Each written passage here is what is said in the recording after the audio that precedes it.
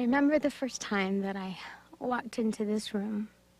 It's been almost 3 years.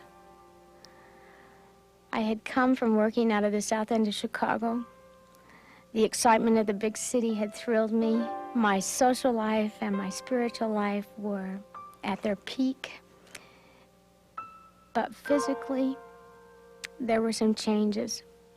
I had a doctor appointment, and the man looked at me. And as he looked me in the eye, I knew that what I had suspected was not what was wrong. The prognosis was cancer. And this big man, a doctor, not of my faith, said, before you feel too sorry for yourself, I want you to go home and I want you to promise me you'll read the story of Job. So I promised him that I would. And so I sat down and one by one saw things that happened to him and realized that this was just a minor thing in my life, and that if it be the will of the Father, that everything would be taken care of. And so as I knelt down that night, I remember fervently asking that if this had to be, that I would have the ability to endure whatever I had to endure. Surgery went okay.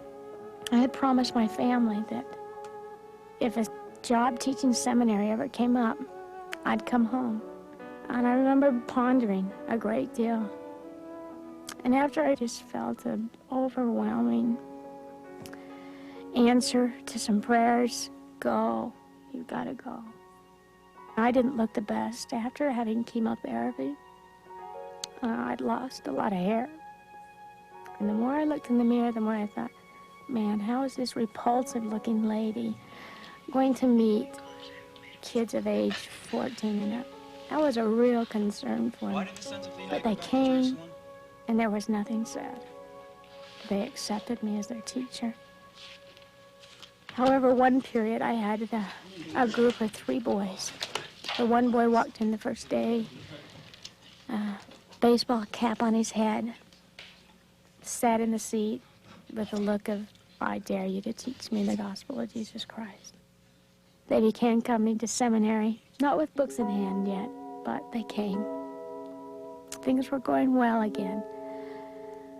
And in April of 1984, again, they found out I had another tumor. And I started chemotherapy again, but this time it was stronger. My principal decided that what a great opportunity this would be for the young people to exercise faith. And I'll just never forget the feeling that I felt during that day. And as everybody came in, we're fasting for you. But the most comforting feeling came when my 3 big senior boys came in and said, we're fasting for you. Sister Anderson, you know, I don't think they'd ever fasted for anybody in their life. turns out all right. But then I realized that a great bond had developed between their teacher and themselves. And my love for them just was immense. And the principal called on the one boy who had sat in the back of the room with a baseball cap and said, would you offer an opening prayer? And no questions asked. He had never even offered a prayer in my class. But he said, yeah, I'll do it.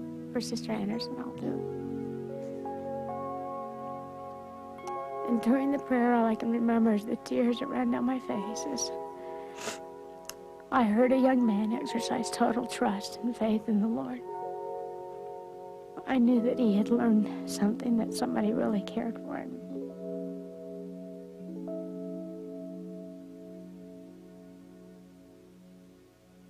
August of '84, the one young boy came and he said, I've made a commitment. I'm going to put in my papers and I'll go on a mission. And in January, I had an opportunity to speak at his farewell. I listened to him bear his testimony of how a little bald-headed lady he had embraced had changed his life.